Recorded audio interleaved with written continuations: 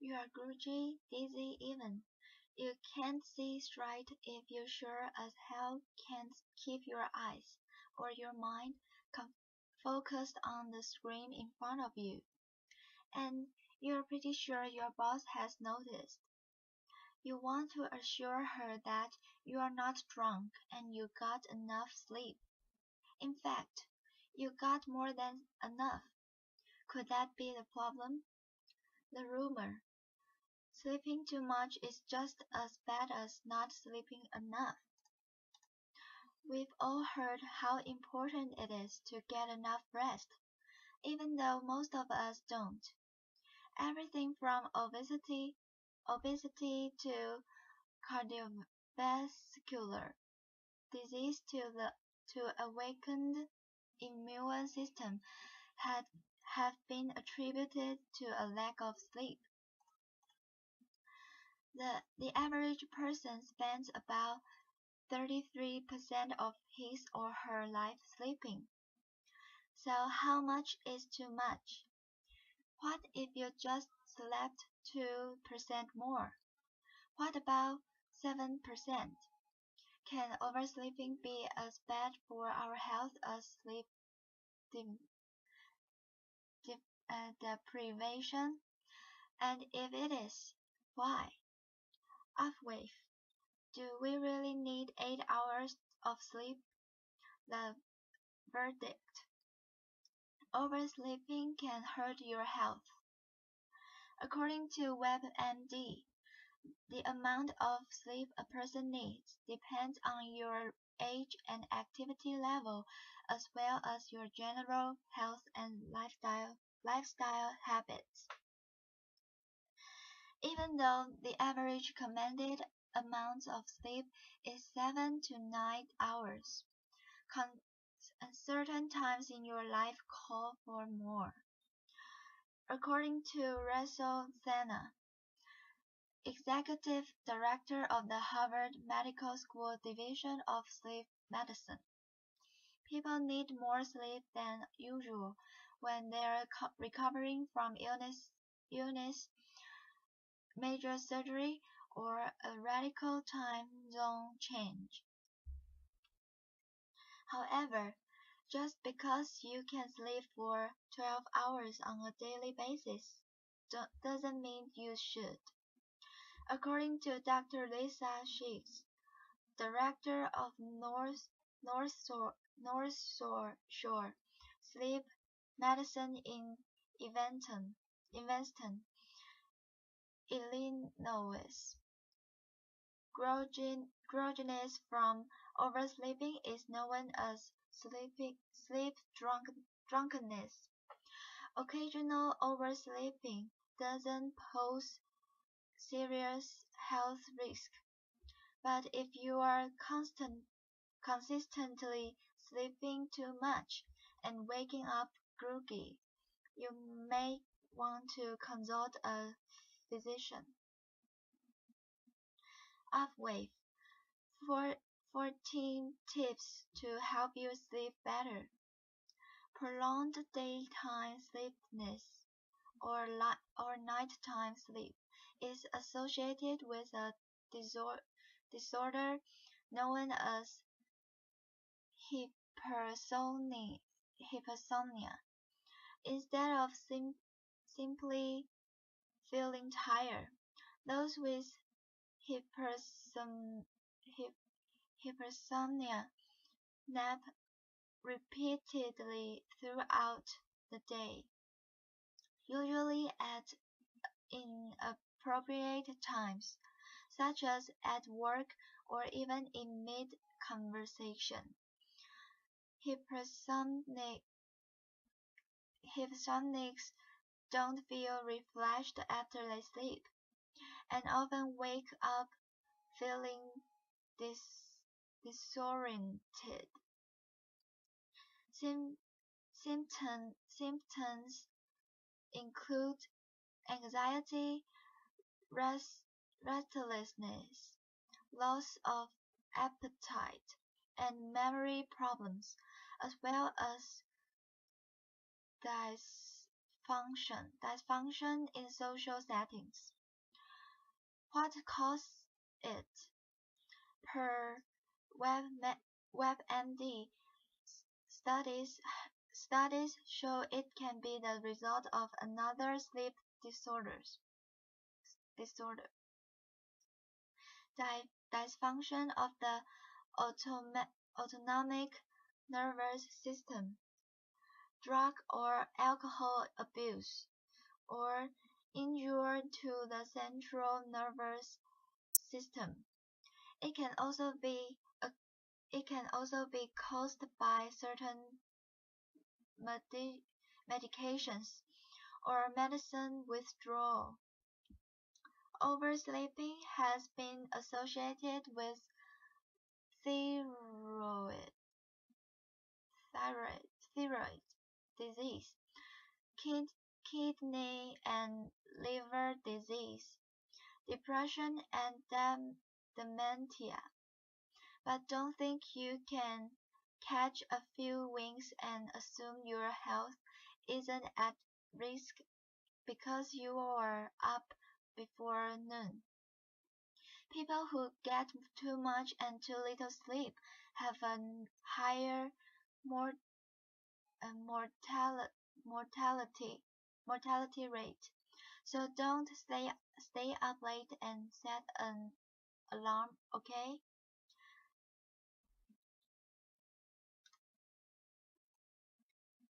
Okay, this is the next news. The staff at Kentucky Children's Hospital kept telling them their infant son, Waylon, was recovering well from surgery. There had been a few bumps in the road, to be sure, but they said that was normal for a baby born with a severe heart defect. Months passed. Whelan remained in the intensive care unit. More complications arose. Is everything okay? The Rennies would ask.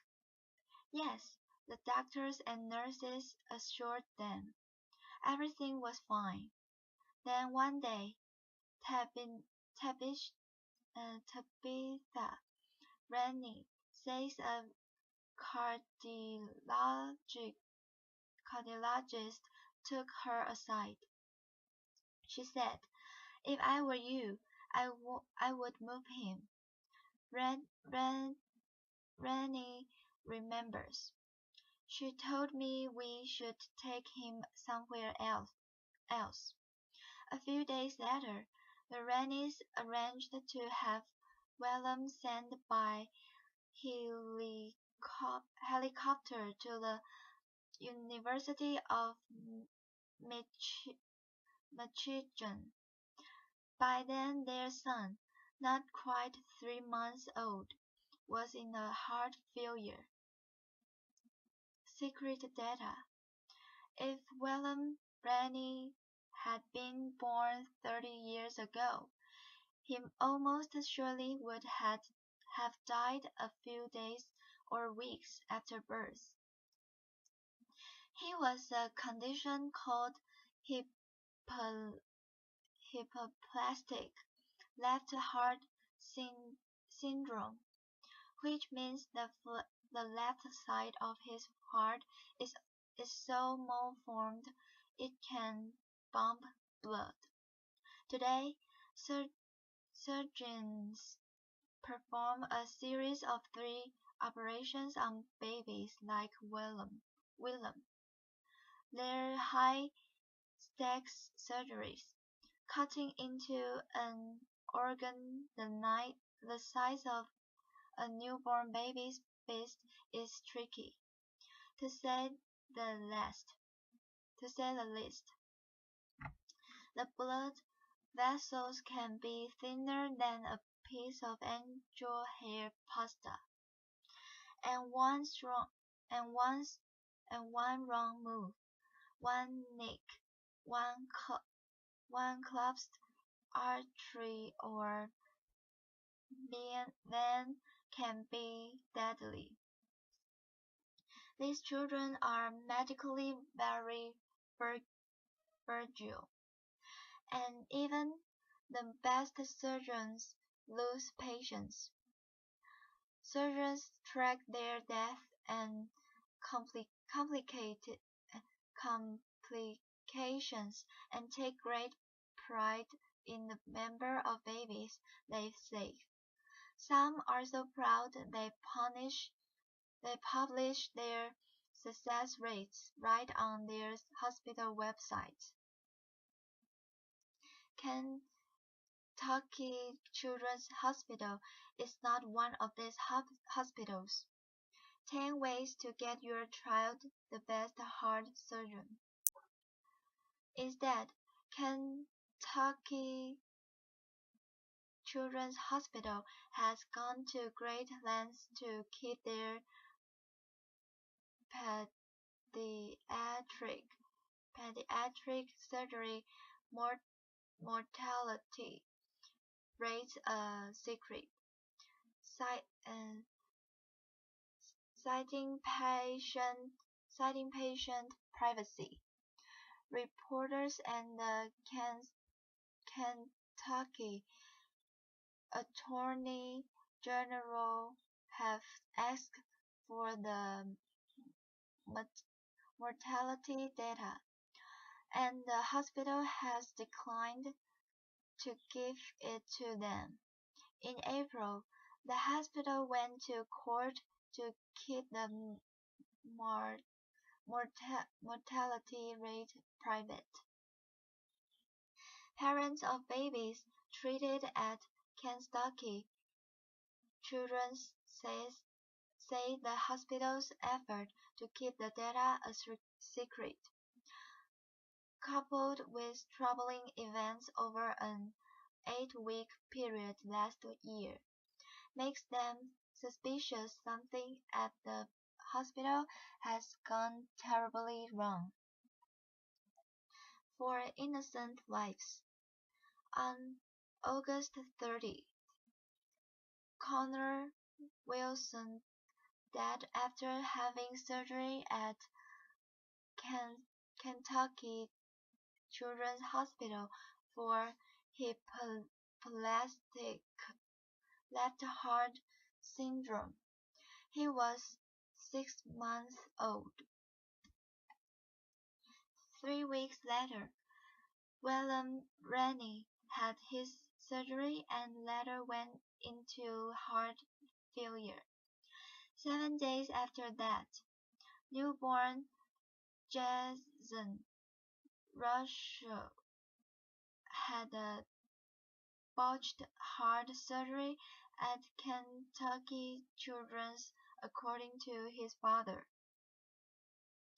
William and Jackson both survived after undergoing additional surgeries elsewhere. Less than 3 weeks later, on October 16th, 6-month-old Rashawn Lewis Smith died after having heart surgeries at Kentucky Children's Hospital. That same month, Dr. Mark Plunkett, the hospital's chief heart surgeon, and the only surgeon performing open heart surgeries at the hospital, went on paid leave, according to hospital spokesman Jay Plunkett, and the hospital stopped doing heart surgeries. The parents said they didn't receive any explanation for why the surgery stopped or why Plunkett left. A hospital spokeswoman said Plunkett was not available for comment. Parents react to story. CNN met with Connor, Whelan, and Jason's parents in Lexington, Kentucky. "I think they're hiding something," says Nikki Crew, Connor's mother. Shannon Russell, Jackson's father, said when his son had the second surgery at a different hospital, it lasted 4 hours longer than expected because of infection and scar tissue left behind from the first surgery at Kentucky Children's.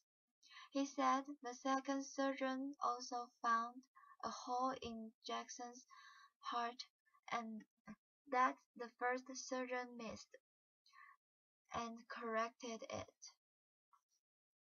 "Our question is, how many other babies did this happen to?" said Russell, who, with his wife Miranda, started the Heart Sluggers to help other patients of children with congenital heart defects. A children's heart surgery amid serious carnage. "Okay, isn't good enough for me." Dr. Michael Karpf is the first to admit his hospital's heart surgery program was not the best.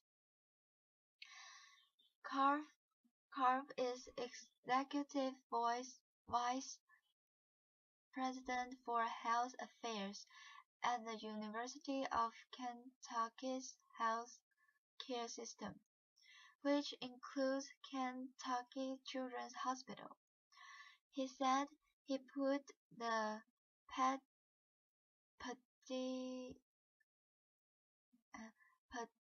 pediatric heart surgery program on hold because the mortality rates weren't what he wanted them to be. "They were okay, and okay isn't good enough for me," he said. "It's got to be better. It's got to be good." In December, a local reporter asked for more details. Brenna Angel, who worked for the university-owned radio station, asked the university for the mortality rate for all pediatric cardiothoracic surgeries performed over the past 3 years. She also asked for the number of surgeries performed by Plunkett, the date of his last surgery, and payment received for his surgeries. The university answered some of her questions. Plunkett operated on 110 children in 2010, 81 children in 2011, and 62 in 2012, even performing multiple surgeries on one child. In 2010, UK healthcare received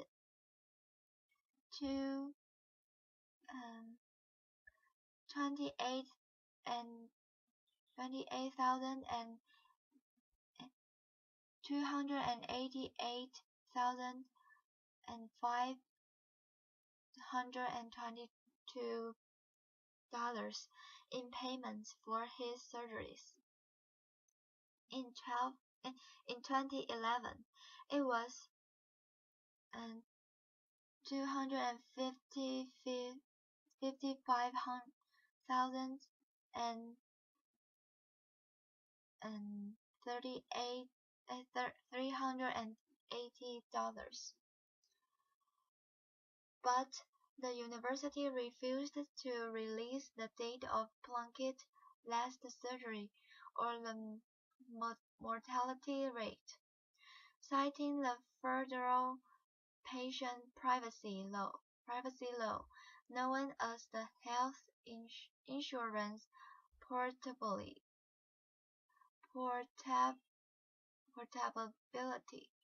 and Accountability Act of 1996.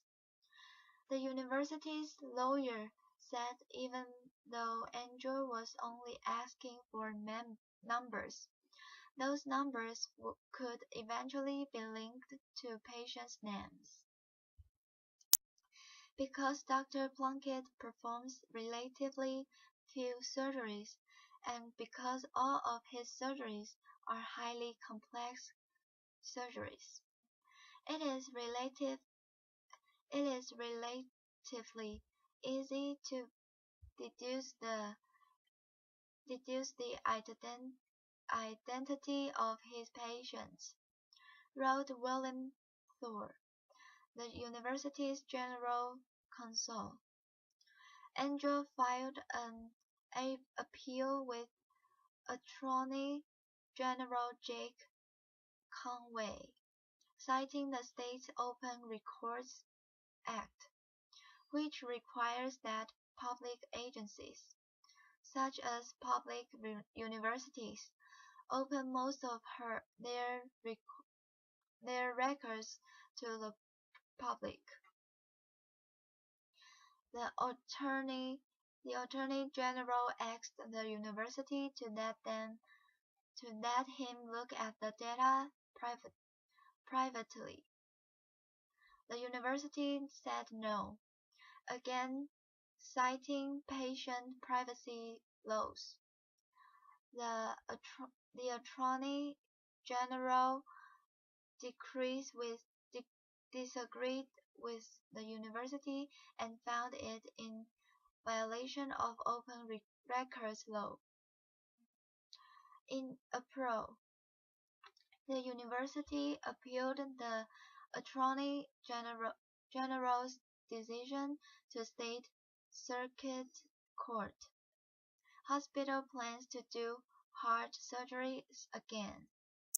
While the legal battle continues, the University of Kentucky has been doing its own internal review of the events last year.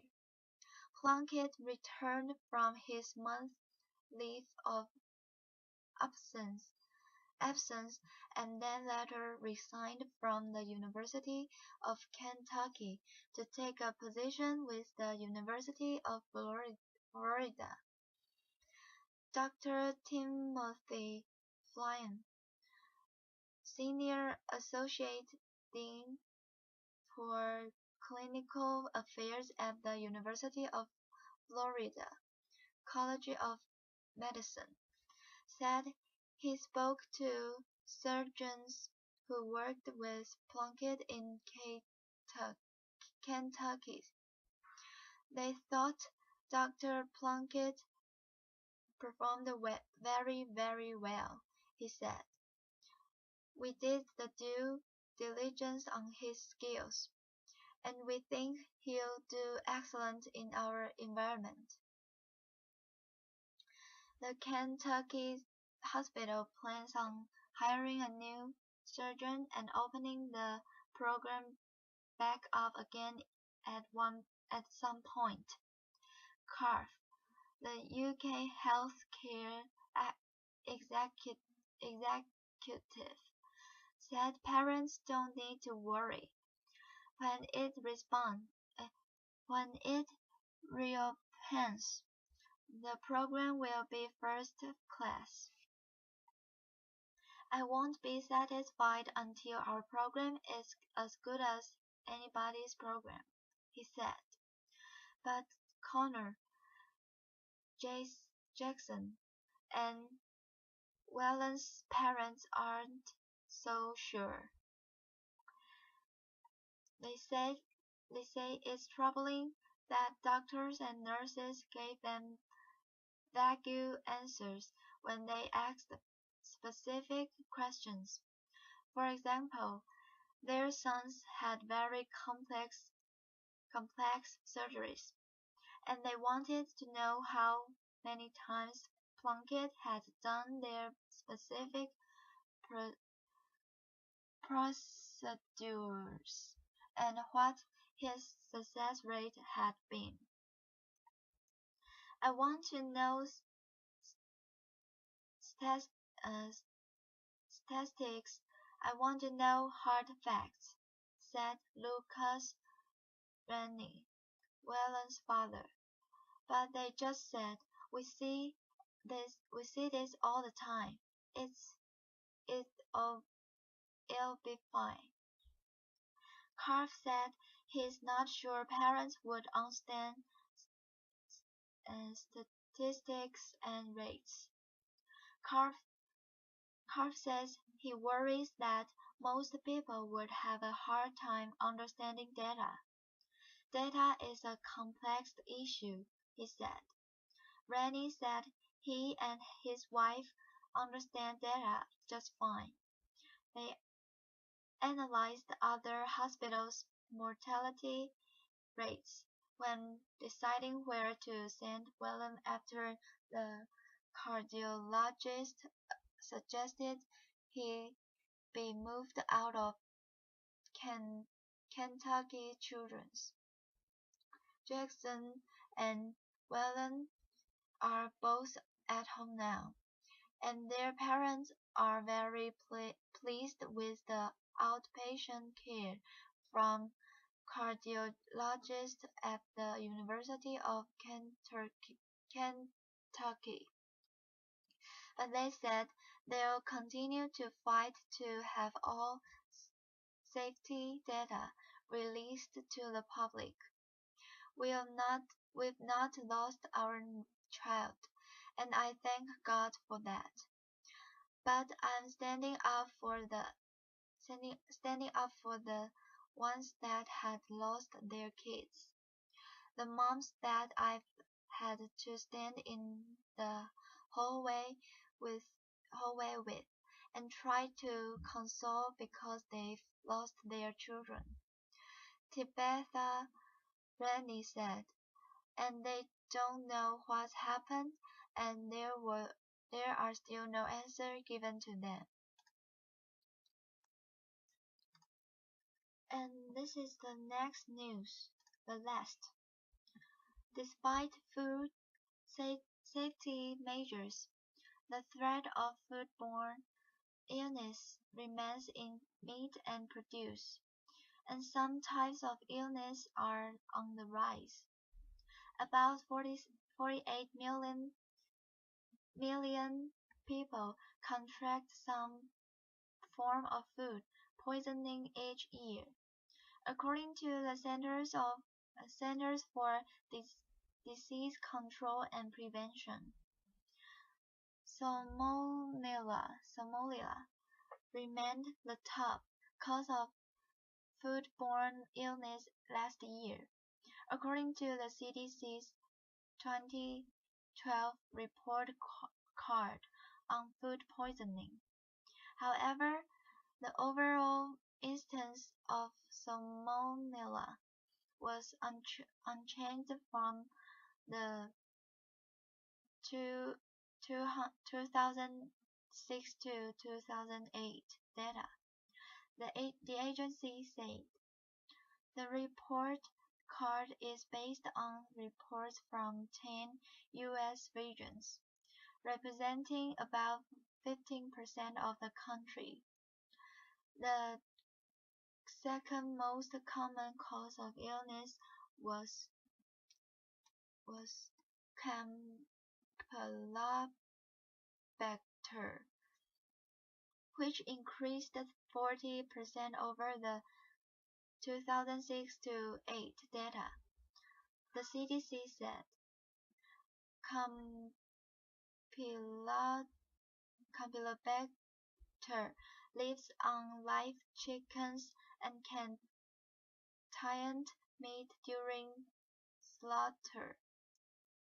It can also be found in raw,